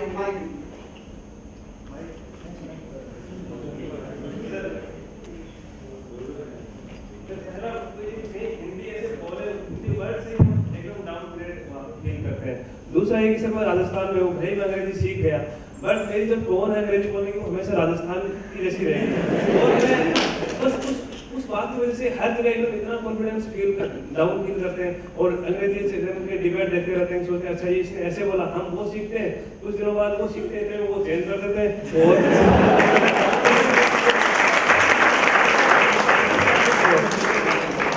आपने बहुत ही अच्छा मुद्दा उठाया, क्योंकि अगर आप अंग्रेजी भाषा को देखो तो सही अंग्रेजी क्या है, कौन बताएगा हमें सही अंग्रेजी क्या है ना। हम या तो अमेरिका से लेके आएंगे या इंग्लैंड से लेके आएंगे, है ना। तो हमारी क्या है कि हम नकलची किसी ना किसी की नकल करके हम सही अंग्रेजी सीखने की कोशिश करेंगे, क्योंकि कोई सही अंग्रेजी ऐसी चीज़ ही नहीं है। ऑस्ट्रेलिया वाले अलग बोलते हैं, ऑस्ट्रेलिया में चले जाओ समझ नहीं आएगा वो क्या बोल रहे हैं, अंग्रेजी बोल रहे हैं कुछ और बोल रहे हैं, है ना। और अगर आप यूएसए में जाओगे, और आपको बड़ी दिलचस्प बात बताता हूँ, मैं यहाँ पे अंग्रेजी माध्यम में चला तो अंग्रेजी माध्यम वालों की कुछ ऐड है कि अरे हम अंग्रेजी बोलते हैं, ऐसे सोचते हैं। और ये सिर्फ भारत में। अच्छा आप अमेरिका चले जाओ, तुम अंग्रेजी बोलते हो, तुम कौन सी शेख चिल्ली हो गए वहां पे, है ना। अंग्रेजी में तो वहाँ अमेरिका चले जाओ तो तुम जैसी भी अंग्रेजी बोल रहे हो तुम अजीब ही अंग्रेजी बोल रहे हो। यहाँ की जितनी बड़ी अच्छी कॉन्वेंट स्कूल अंग्रेजी ले जाओ, वहाँ के लिए तो तुम कुछ फॉरेन से एक्सेंट में बोल रहे हो यार, पता नहीं क्या बोल रहे हो। उससे भी आदमी को लगता है कि ये हमने ये सिर्फ दिमाग में बना लिया ना कि ये ठीक अंग्रेजी हो गई, ये गलत अंग्रेजी हो गई, ऐसा हो गया। इसके चक्कर में हम क्यों पड़े हुए हैं? ये कि किसका एक्सेंट कैसा है? अपनी राजस्थानी अंग्रेजी बोलो यार, अच्छी बात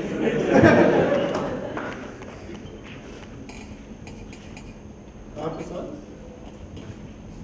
इससे बहुत सारे सवाल थे, लेकिन 2 सवाल पूछना चाहूँगा। एक तो आपने जो बताया था कि मान लीजिए जो एग्जाम्पल आपने दिया था वो काफ़ी खतरनाक लगा, क्योंकि आपने बताया कि अगर यूरोपियन यूनियन जो कर सकता है वो भारत क्यों नहीं कर सकता। हाँ।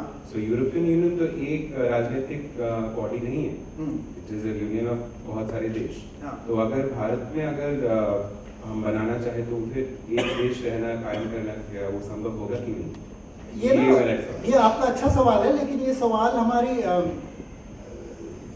इसका बहुत व्यापक जवाब हो सकता है। मैंने एक ऐसे लिखा हुआ है मेरी वेबसाइट पे sankran.org, उसमें आप पढ़ सकते हैं why India is a nation, why India is a nation.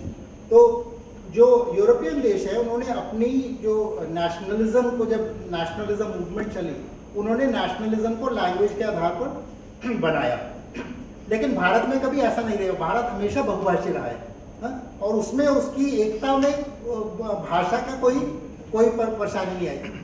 ये सोचो कि जब अंग्रेज नहीं थे तो हम आपस में क्या बात नहीं करते थे? अंग्रेज जब नहीं थे, हमने सोचा अंग्रेजी हमको लिंक लैंग्वेज चाहिए। इसका मतलब कि जब अंग्रेज नहीं थे तो आपस में हम बात ही नहीं करते थे। अरे शंकराचार्य कहाँ से चले? केरला के गांव से चले। पूरा उन्होंने दिग्विजय यात्रा की, पूरी भारत का भ्रमण किया, चारों कोनों में मठ बनाए। अरे कहीं खाया होगा, सोया होगा, बातचीत की होगी, किसी न किसी भाषा में की होगी ना। लेकिन कहीं पे भी उनकी जीवनी में ये नहीं लिखा कि भाषा की बड़ी समस्या है भारत में।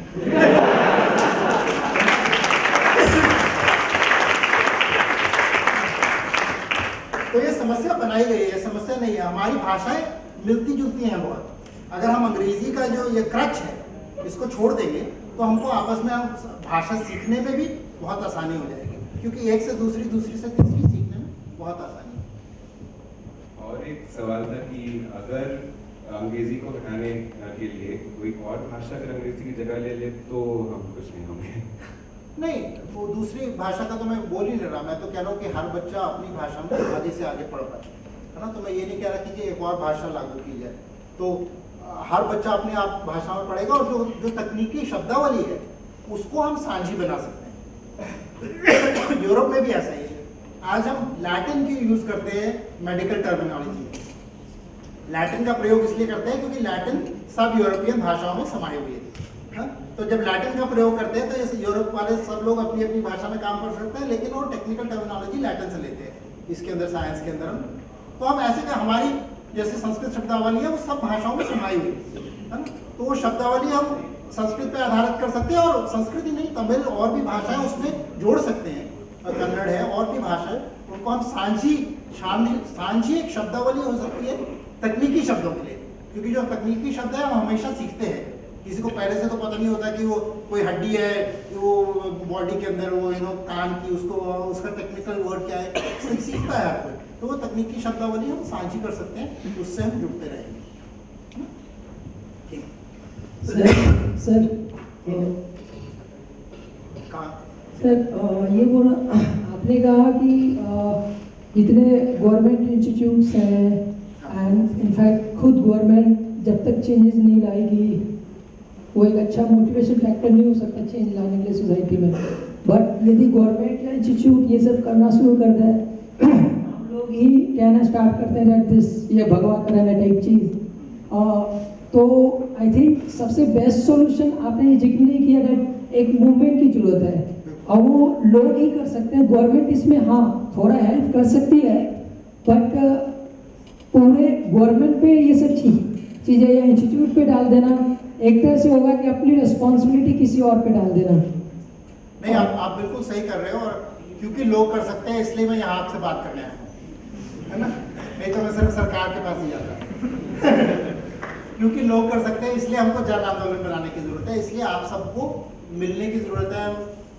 हम सब साथ चलेंगे, सरकार पे दबाव डालेंगे। सरकार नहीं करने वाली। जब तक हम सरकार पे दबाव नहीं डालेंगे, जब तक इसको आंदोलन नहीं बनाएंगे, तभी ये बदलाव आएगा।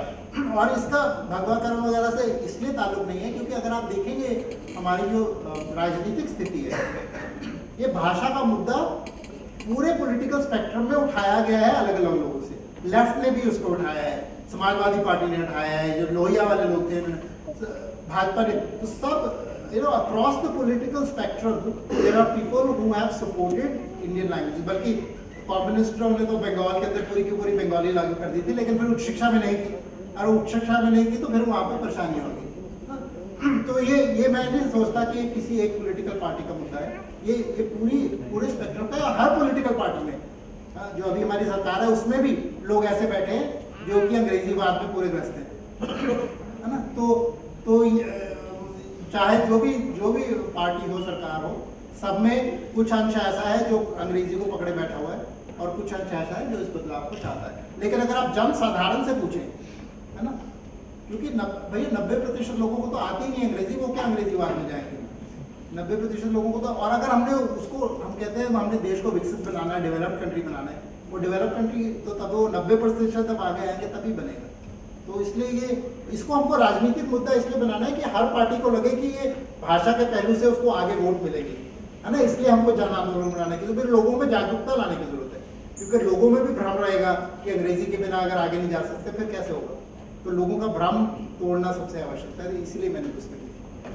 सर मेरी आपसे दो बिंदुओं पर सहमति है। पहला तो ये है कि आपने कहा प्राचीन भारत में भारत गुलाम हुआ था, ये ऐसा नहीं है। अगर अपन भारत की जो शासकों को देखते हैं तो उत्तर भारत और दक्षिण भारत कटा हुआ था, और अंग्रेजों के आने के बाद उन्होंने गुलामी की वजह से एकता जागृत हुई, ऐसा मुझे लगता है। और जो जगत गुरु शंकराचार्य थे वो इसी खाई को पाटने के लिए वो दक्षिण से उत्तर में आए, उत्तर से दक्षिण में उन्होंने 4 मठों की स्थापना की। तो अगर हम फिर से इसी पद्धति पे जाते हैं तो मुझे आशंका है कि जो गैप है वो बढ़ सकता है बजाय ज़्यादा इंटरेक्शन होने के।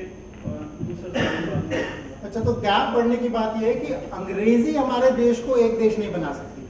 हाँ, मैं सहमत हूँ। ये हमको बहुत क्लियर होना चाहिए कि अंग्रेजी के आधार पर हम जुड़े रहेंगे ऐसा नहीं होगा, उसके आधार पर हम टूटेंगे ही टूटेंगे। तो ये सवाल ये है कि हमारा फिर आगे चलने का रास्ता क्या है।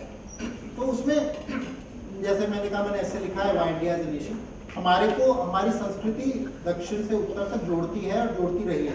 जो किंगडम्स, जो अलग अलग किंगडम्स भी अगर चेंज होती रही, लेकिन हमारी संस्कृति में फिर भी एक कंटिन्यूटी रही।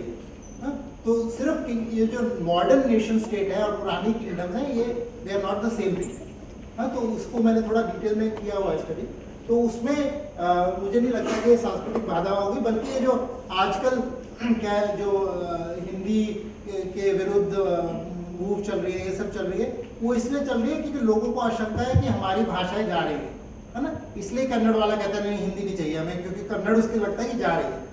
जब कन्नड़ को हम सशक्त करेंगे, जब कन्नड़ में वो ऊपर तक पढ़ पाएगा, तब फिर ये जो हिंदी के अगेंस्ट और ये सब, इसकी आवश्यकता नहीं रहेगी, क्योंकि वो अपने आप में संतुष्ट है अपनी भाषा में, और उससे हम जुड़ेंगे, उससे हम और लोग जुड़ेंगे।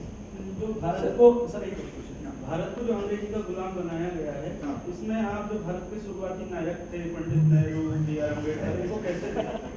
नहीं, उसकी हमको आवश्यकता नहीं है, हमको देखने की क्या जरूरत है।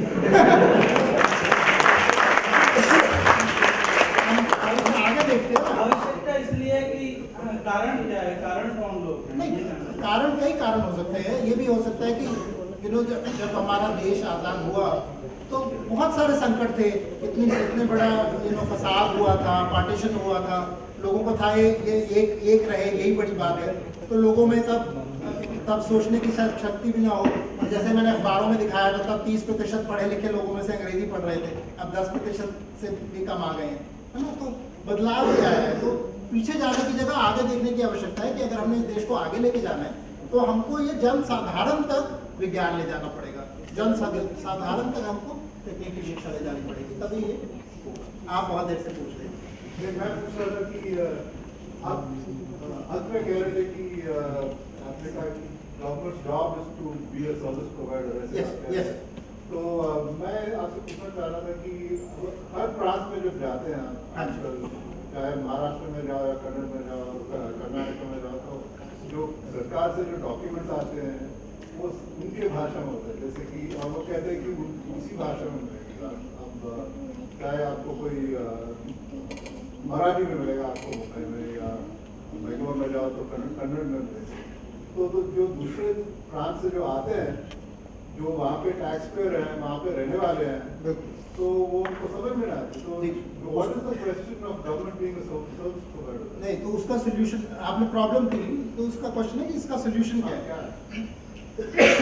लकीली उसका सोल्यूशन इस कमरे में और इस इंस्टीट्यूट में कई साल पहले जब मैं यहाँ बीटेक कर रहा था, तो मेरे एडवाइजर थे प्रोफेसर सांगर।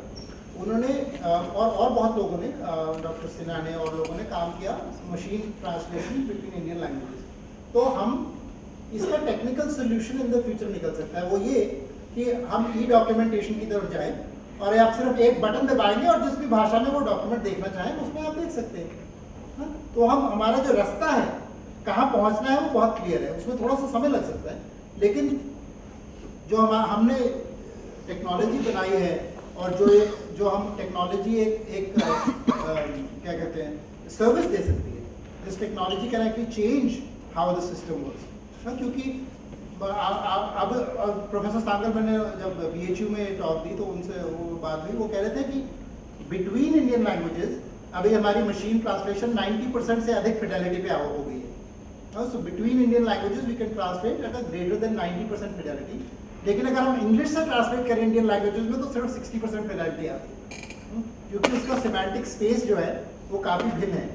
जो इंग्लिश का सिमेंटिक स्पेस इंडियन लैंग्वेजेस से भिन्न है, लेकिन सभी भारतीय भाषाओं का सिमेंटिक स्पेस बहुत मिलता जुलता है और उनकी शब्दावली भी मिलती जुलती है। और जो मशीन ट्रांसलेशन प्रोजेक्ट था वो उसको पाणिनी ग्रामर के आधार पर बना हुआ था, और वो किसी भी भारतीय भाषा को Sanskrit as the semantic conceptual map इस्तेमाल करती थी, और फिर संस्कृत से वो किसी और भाषा में चली जाती थी। अगर जैसे बंगाली से आपने पंजाबी में जाना है तो आप पंजाबी में संस्कृत से उसका बिल्कुल ऑब्जेक्ट फॉर्म आ जाता था, और फिर संस्कृत से आप बंगाली में पंजाबी में जिसमें भी जाना है आप जा सकते हैं। तो ये हमारा जो आपने ये प्रॉब्लम सॉल्व की, इसका एक टेक्निकल सोल्यूशन बहुत आराम से निकल सकता है थ्रू ई गवर्नेंस, और उसी तरह दिशा में जाना चाहिए। सर मेरा क्वेश्चन ये है, जैसा अभी आपने जो बोला कि ठीक है हम डॉक्यूमेंट्स का तो ई डॉक्यूमेंटेशन कर सकते हैं, लैंग्वेज में चेंज कर सकते हैं, लेकिन अगर हम एक स्टेट से दूसरे स्टेट में जाते हैं, सपोज आज मैं बंगाल गया, मुझे बंगाली नहीं आती है, मुझे हिंदी आती है, ठीक है, तो मैं उनसे कैसे कम्युनिकेट करूँ? एंड सेकंड थिंग इज कि हमको हिंदी भी नहीं आती, मतलब ऑलमोस्ट अगर इंडिया की बात करी जाए तो मुझे नहीं लगता कि 10% लोगों को भी शुद्ध हिंदी आती है बोलना, ठीक है। तो अगर हम इसीलिए शायद मुझे लगता है कहीं पे कि इंग्लिश एक आई यूनिवर्सल लैंग्वेज बन के कि नहीं हम लोग आपस में एक दूसरे की बातों को एक्सचेंज कर सकते हैं। शुद्ध इंग्लिश आती है? नहीं, इंग्लिश नहीं आती, बट देयर इज अ वे कि थोड़ा बहुत हम आपस में कम्युनिकेट कर सकते हैं। सपोज अगर आज को हमको एक स्टेट से किसी IIT में जाना है, ठीक है, तो वहाँ पे हर डिफरेंट रीजन के लोग हैं। अच्छा, पहली बात तो थोड़ा आंकड़े दे दूं आपको। My experience is entirely different. I spent some time in Kerala, and when I tried talking to them in English, said नहीं, हमको इंग्लिश नहीं आते, हिंदी में बोलो।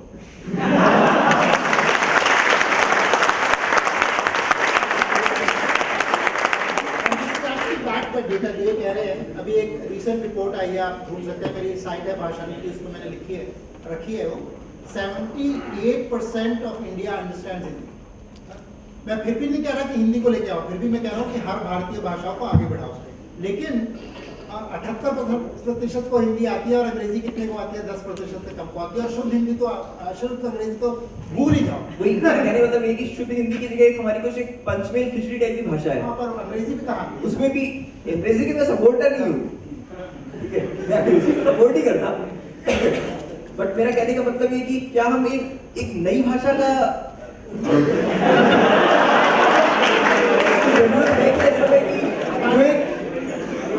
हमारी नई भाषा स्वतः ही आएगी। कैसे आएगी हमारी नई भाषा? जब हम तकनीकी शिक्षा अपनी भाषा में लेंगे, है ना, और उसकी साझी शब्दावली होगी, तो हमारी आपस में वार्तालाप करने की भाषा अपने आप ही उससे निकल कर आएगी, है ना, तो उसमें कोई परेशानी नहीं। बट जैसे कि हर IIT में समय एक राष्ट्रीय भाषा है, निजी संस्थान है, और जितनी भी उनके सोचने शब्द है वो हिंदी में भी छपते हैं, ठीक है, लेकिन उसकी समझ आप अगर हम लोग अगर आज को पढ़ने बैठ जाए तो हम नहीं समझ पाएंगे उसके टेक्निकल टर्म्स, ठीक है। तो अगर हमें सपोज एक रिसर्च पेपर में सबमिट करना है तो हमें इंग्लिश में ही करना होता है, कोई ऐसा जर्नल नहीं है अपडेट जर्नल जो हिंदी में एक्सेप्ट करता हो। तो आप मतलब एक हायर स्टडीज को किस लेवल पे देख सकते हैं? आप इकोसिस्टम की बात कर रहे हैं। आपको एक थोड़ी छोटी सी कहानी सुनाता हूँ। मैं पोलैंड में था, तो पोलैंड में मैंने 5th year electrical engineering student से बात की। हाँ, ये है कि अभी टेक्निकल जर्नल है, पुस्तकें हैं, ये सब की बात कर रहे हो ना। तो मैंने 5th ईयर इलेक्ट्रिकल इंजीनियरिंग से पूछा कि भाई तुम कौन सी भाषा में सीख रहे हो? हाँ, अंग्रेजी में बोला उसको।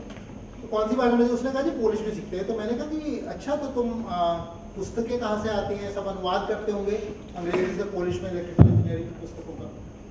कह रहे नहीं जी, हमारे जो प्रोफेसर है वो पोलिश हैं, उन्होंने पोलिश में इलेक्ट्रिकल इंजीनियरिंग सीखी है, वो पोलिश में पढ़ाते हैं, पोलिश में पुस्तकें लिखते हैं, इसमें अंग्रेजी का कहाँ से सवाल आ गया? है ना। तो जब पूरा का पूरा वो बन जाता है, इकोसिस्टम बन जाता है, तो उसके बाद ये सिर्फ एक पीढ़ी की समस्या है। अगर एक पीढ़ी में हम अपनी अपनी भाषा में सीखने लगेंगे तो एक नया बहुत ही शानदार इकोसिस्टम बनेगा जो ना कि भारत को जोड़ेगा, ये साउथ ईस्ट एशिया ऐसे सब उसको जोड़ेगा। जैसे मैं जब थाईलैंड में था, मैं उनसे बात कर रहा था, वो पढ़ रहे हैं इंजीनियरिंग थाई भाषा में, लेकिन पहले क्या होता था, वो संस्कृत के शब्द इस्तेमाल कर रहे हैं। जब वो भारतीय संस्कृति से जुड़े हुए थे, जब वो संस्कृत का प्रयोग करते थे तो एक बहुत बड़ी सभ्यता के साथ वो जुड़ते थे, है ना। अब वो जो संस्कृत का प्रयोग कर रहे हैं अपनी इंजीनियरिंग में, तो उनको लगता है वो टापू से बन गए। हाँ, बहुत बहुत छोटा रह गया उनका दायरा, है ना। तो क्योंकि हमने नेतृत्व छोड़ दिया है, हाँ, हम अगुवापन छोड़ दिया है हमने, हम अंग्रेजी के पीछे भाग रहे, तो वो सोचते हैं हम किसको देखें अब। तो अगर हम वापस अपने उसमें आ जाएंगे, हाँ, तो ये सारे के सारे देश हमसे और बहुत करीबी तरह से जुड़ेंगे, जो कि अंग्रेजी से कभी नहीं जुड़ सकता। तो ये सवाल है, शायद समय हो रहा है। Hello sir. हाँ,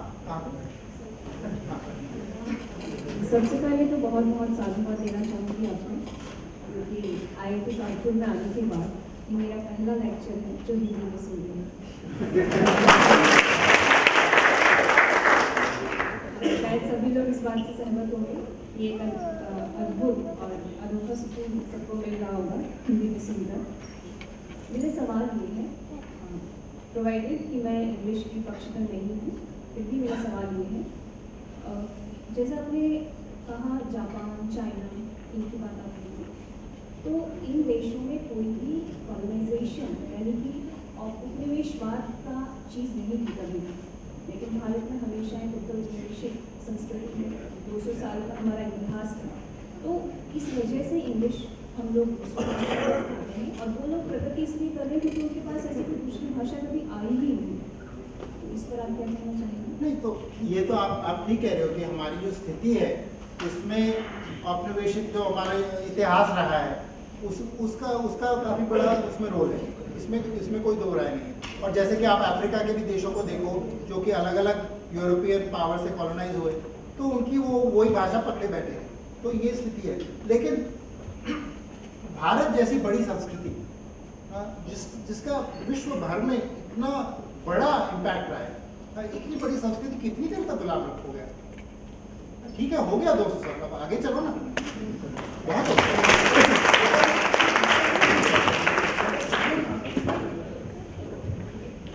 मेरा सवाल है कि नव राष्ट्रवाद के उदय के साथ में क्या ये सही समय है भारतीयता और भारतीय संस्कृति को प्रोजेक्शन के लिए?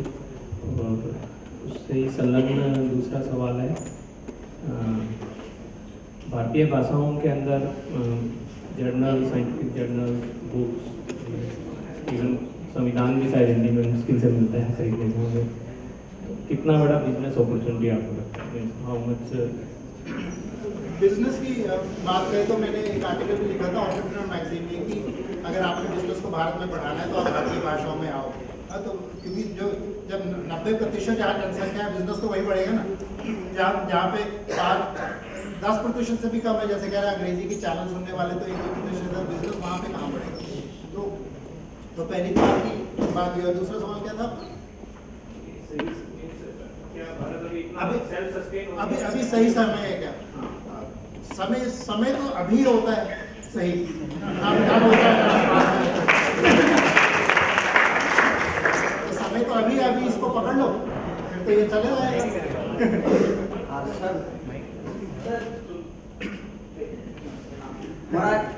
बच्चा है वो हाँ। एक क्लास, हाँ मैं बोलूँ, हाँ क्लास 3rd में पढ़ रहा कैंपस स्कूल में। हाँ। उसको सवाल जब मैथमेटिक्स का देते हैं हाँ। तो इंग्लिश में समझ नहीं पाता, हाँ। लेकिन समझा कि हिंदी में गुणा करना है तो तुरंत कर लेता है। बिल्कुल। मतलब कितना वो टेंशन झेलता है, कुछ परेशानी आ रही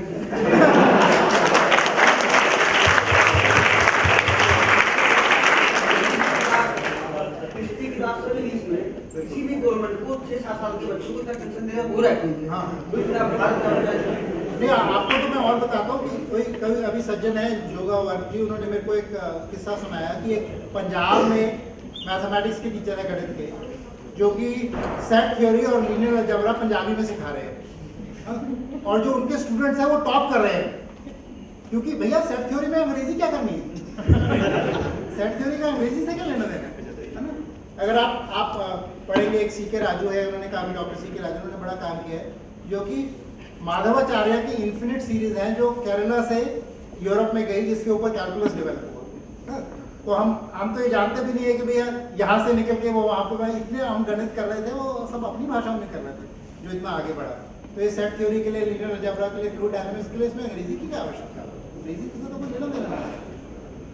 तो ये आप बिल्कुल सही कह रहे हो, हम अत्याचार कर रहे हैं, अपने बच्चों पर अत्याचार कर रहे हैं। सर आपको नहीं लगता कि अगर हम इंग्लिश को बिल्कुल ही हटा देंगे अपने इससे, तो हम लोग ग्लोबल एक्सपोजर की तरफ कम हो जाएंगे? मतलब हमें उतना ग्लोबल एक्सपोजर शायद ना मिले। अगर कोई यहाँ से जाके यूएस में अगर पीएचडी करना चाहे या कुछ भी करना चाहे तो उसे वहाँ उसे इंग्लिश में आना चाहिए। अगर आप देखते हैं कि हिंदी मीडियम का कोई बच्चा है तो वो अभी भी हिंदी मीडियम में बहुत सी ऐसी जगह जहाँ पर साइंस जैसे सब्जेक्ट पूरी तरह हिंदी में होते हैं। मैं समझ गया। हाँ, लेकिन तो आपके सवाल का दो जवाब है। एक तो ये सवाल हमें पूछना है कि जो भारत की शिक्षा व्यवस्था है उसका उद्देश्य ये होना चाहिए कि हम कितने लोग अमेरिका भेज पाए।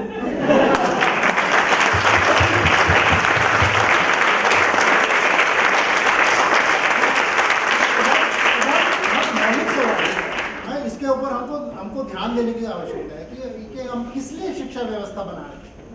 और दूसरी बात यह है कि अगर हम जापान जैसी सोसाइटी को देखें, जो कि टेक्निकली बहुत एडवांस है, सोशली बहुत एडवांस है, तो वहाँ पे वो अंग्रेजी कहाँ से आवश्यकता है? वो पूरे इंटरनेशनल इंटरेक्शन उनकी कोई कम नहीं हुई है।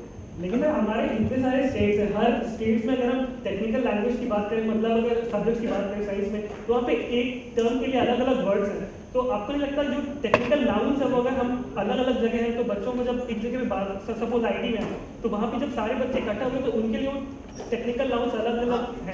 तो वो तो मैंने बोला ना कि तकनीकी शब्दावली साझी होनी चाहिए। हाँ, तकनीकी शब्दावली हमारी साझी होनी चाहिए। नहीं, इंग्लिश की आवश्यकता नहीं है, साझी होनी चाहिए। अंग्रेजी भी कर सकते हैं, उसमें अंग्रेजी में बाकी सब कुछ, बाकी जो आपका वर्ब है ये सब पूरा हिंदी में होना चाहिए, बाकी कंप्लीट। लेकिन जो दूसरी बात आप कह रहे हो ना कि इतने सारे स्टेट्स हैं, अरे भाई इतने सारे लोग भी तो हैं, है ना? तो अगर आप देखो कि तमिलनाडु की पॉपुलेशन साउथ कोरिया से ज़्यादा है, तमिलनाडु की इकोनॉमी साउथ कोरिया से ज़्यादा क्यों नहीं हो सकती, है ना? अगर अपनी भाषा के आधार पर बढ़ाते हैं तो तमिलनाडु की इकोनॉमी साउथ कोरिया से बड़ी हो सकती है ना? तो हम इतने सारे स्टेट की कोई परेशानी नहीं, हम तो इतने हमारे टैलेंट है, हम कह रहे हैं मानव संसाधन है हमारे, उसको बढ़ावा देना है, स्किल डेवलपमेंट करनी है, टैलेंट डेवलपमेंट करनी है। ये कैसे होगी टैलेंट डेवलपमेंट? अंग्रेजी के आधार पर तो बहुत ही कमती होगी। तो मास मूवमेंट अगर बढ़ना है, विज्ञान को हमें जन जन पे लेके जाना है, टेक्नोलॉजी को जन जन पे लेके जाना है, तो अपनी भाषा में होगा। हाँ, भी आपने बहुत डिस्कशन किया, धन्यवाद इसके लिए। यहाँ पे जैसे हम इस समय सिचुएशन है कि एक इंडियन इंस्टीट्यूट टेक्नोलॉजी, यहाँ पे साउथ से भी स्टूडेंट आए हैं हर जगह से। आज के समय में अगर हम इंस्टीट्यूट करना चाहें तो क्या हम अपने लेक्चर्स इंग्लिश हिंदी दोनों में दें, या फिर अभी उस समय का वेट करें कि आपकी वो शब्दावली जिसकी आप बात करें हम इसको धीरे धीरे तैयार करें और फिर ये शुरू करा जाए, या फिर एक समय ऐसा आएगा जबकि IITs तरह के रीजनल इंस्टीट्यूट खुले, क्योंकि एक्चुअली हो रहा है, हम 16 इंस्टीट्यूट खोल रहे हैं, कल 25 खोलने की बात हो रही है। तो एक्चुअली हम इंडियन लेवल से रीजनल लेवल जा रहे हैं, हो सकता है थोड़ा नहीं हो, ओवरऑल शायद फिर भी ठीक हो, लेकिन फिर भी एक क्षेत्र के बच्चे के लिए अधिकार होना चाहिए किसी भी जगह जाके पढ़ सकते। तो जब तक ये चीज़ हम नहीं कर सकते तब तक इसको इम्प्लीमेंट करने मुझे अभी तक दिख नहीं रहा कि कैसे किया। तो काफी सारे जवाब मैंने दे दिए, कुछ जवाब आपको भी देने चाहिए। तो IIT में आए हैं, इतने मेरे से कई बड़े बड़े ज्ञानी यहाँ पे बैठे हैं, प्रोफेसर बैठे हैं, है ना? तो हम सब अपना दिमाग लगाएं, इतना हमारे को शक्ति दी है कि कैसे होगा ये ना, कैसे ये बदलाव लाएंगे, किस तरह से करेंगे। आज भी लंच के ऊपर कुछ डिस्कशन हो रही थी और लोगों से बैठे और बड़े अच्छे अच्छे सुझाव लोग आ रहे थे। हो सकता है वैसे भी हमको मैसिव एजुकेशन की ज़रूरत है, इतने कम इंस्टीट्यूशन के लिए इतनी लड़ाई करने की जगह हमको बुक्स की आवश्यकता है और आवश्यकता है, उसमें हम कर सकते हैं सब भारतीय भाषा को। तो हमको जैसे कहते हैं रियली आउट ऑफ बॉक्स सोचना पड़ेगा, है ना। लेकिन सबसे पहले हम भ्रम दूर करेंगे तभी हम आउट ऑफ बॉक्स सोचते हैं। अगर भ्रम से ग्रसित रहेंगे तो आगे क्या समाधान है वो सोच ही नहीं सकते, क्योंकि हम जकड़े हुए हैं। लेकिन अगर दिमाग हमारा खुल जाएगा तो उसके बाद समाधान तो बहुत निकलेंगे और आप ही निकाल लेंगे, मैं मेरे से नहीं आएंगे, वो तो हम सबको मिलकर ही निकाल लेंगे। अच्छा चलो लास्ट काफी देर से कहते एक्चुअली कोई भी किसी इच्छा मतलब किसी चीज़ को इम्प्लीमेंट करने के लिए एक तो होता है गवर्नमेंट उसको इम्प्लीमेंट करेगा अपने तरीके से, लेकिन वो चीज़ होने के लिए लोगों में पहले आंदोलन सा बनाया जाता है। तो अभी हम लोग स्पीच सुने और मतलब आपसे पूर्ण सहमति दी, लेकिन डे टू डे लाइफ में हम ऐसा क्या एक्टिविटी कर सकते हैं, छोटी छोटी हो सकती है, लेकिन वो सबको एक समय जाकर सोसाइटी गवर्नमेंट सबको बाध्य कर देगा इस तरफ आने। बिल्कुल तो वो स्टेप्स आपके बिल्कुल ये आपने बड़ा अच्छा मेरे को सेगवे दे दिया। ये मेरा ईमेल है यहाँ पे संक्रांत@gmail, मेरे से संपर्क करिए। ट्विटर पे मेरे को फॉलो कीजिए @संक्रांत पे। भाषानीति.org वेबसाइट है और बहुत सहायता की आवश्यकता है मुझे नहीं, हम सब लोगों को आवश्यकता है, क्योंकि टेक्निकल चीज़ें बहुत कर सकते हैं हम, बहुत आइडियाज़ हैं। हम सॉफ्टवेयर बना सकते हैं, जैसे कि एक भाषा सरकार के लिए बना सकते हैं, एक भाषा में डॉक्यूमेंट आया उसको हम अनुवाद करके दूसरे डॉक्यूमेंट भाषा में देख सकते हैं। हम वेबसाइट मैनेजमेंट के लिए कुछ चाहिए, वीडियोस बना सकते हैं, इंटरव्यूज ले सकते हैं। यहाँ पे कितनी लोग हैं जिनको ये समस्या आई है।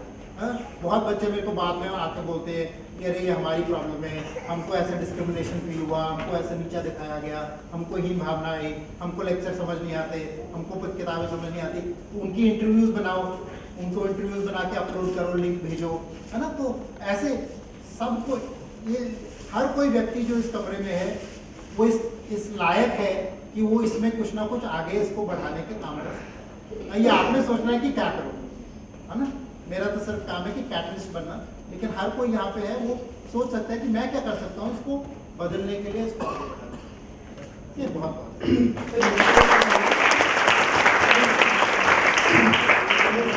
काफी टाइम हो गया मुझे लग रहा है। एक और अच्छा सर, ऐसा है कि जैसे हमारे यहाँ ऑफिशियल लैंग्वेज हिंदी है, इसके बाद भी जो नोटिसेस आती हैं चाहे गवर्नमेंट की तरफ से हो, स्पेशली जो प्राइवेट सेक्टर से आती हैं, वो सब इंग्लिश में ही आती है। तो इस वजह से जो लोगों को हिंदी इंग्लिश बिल्कुल नहीं आती है, उन्हें बहुत सारी प्रॉब्लम होती है। ये तो प्राइवेट सेक्टर में भी कुछ हमको कानून लाने पड़ेंगे। जैसे कि मैं एक छोटा सा कहानी उदाहरण देके बंद कर देता हूँ। अभी हम ही सोचते हैं कि ये भाषाएं अपने आप ऑर्गेनिकली बढ़ रही है, ऐसा हो रहा है, ऐसा नहीं है। हर देश ने पॉलिसी बनाई हुई है। जैसे कि चाइना का उदाहरण देता हूँ। वॉलमार्ट ने चाइना में कोई प्रोडक्ट बेचा और उस प्रोडक्ट का जो लेबल था वो जो चीनी भाषा में भी था और अंग्रेजी भाषा में भी था, लेकिन जो चीनी भाषा थी उसमें वो थोड़ा सा फॉन्ट उसका अंग्रेजी से छोटा था। तो चाइना ने वॉलमार्ट को फाइन कर दिया कि आपने कैसे कर दिया कि चीनी भाषा छोटी है अंग्रेजी भाषा।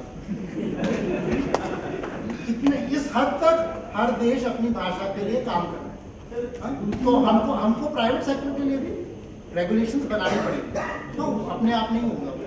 दूसरी बात ये है सर, जो आपने बताया ई गवर्नेंस की बात, सिर्फ यहाँ पे जो ई गवर्नेंस आता है, जो गांव में या फिर जो छोटे सिटीज हैं वहाँ पे जो शिक्षा ही नहीं पहुँच पा रही है, तो ई गवर्नेंस का कैसे इस्तेमाल करते हैं? हाँ, तो वो इसलिए तो अगर अपनी भाषाओं में टेक्नोलॉजी आएगी तो अपनी भाषा के अंदर कंप्यूटर्स और ये सब वहाँ पे पहुँचेगा और ई गवर्नेंस में इसके साथ साथ पहुँचेगा। क्योंकि जिन भाषाओं में टेक्नोलॉजी, जैसे मैंने कहा ना, चाइना में हर कोई प्रयोग कर रहा है स्मार्टफोन का और वो चाइनीज भाषा में कर रहे हैं। अपनी अपनी भाषा में होंगी तो ऐसा होगा। बाकी सवाल हम ऐसे ले लेते हैं क्योंकि कुछ लोगों ने जाना चाहे। लेकिन बहुत बहुत धन्यवाद, आपने इतनी अच्छी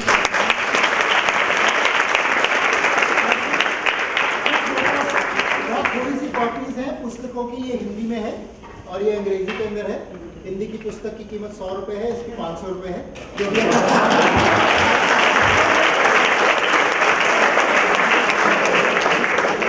इसकी भाषा में आप लेना चाहे और पढ़ना चाहे ले सकते हैं। मेरे पास 5, 7, 10 कॉपीज हैं, आप ले सकते हैं। So first of all, thank you very much, sir, for this session. And now I'd like to invite Mr. Professor T.V. Prabhakar to felicitate our guest speaker.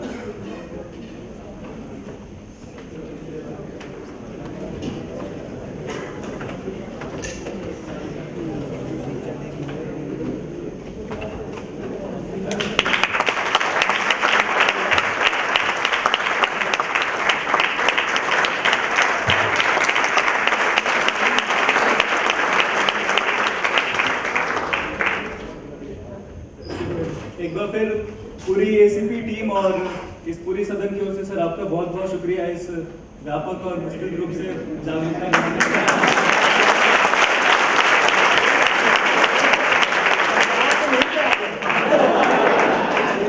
शुरू की और अंत की भाषा बदल गई। शुक्रिया सर और आप गुड नाइट।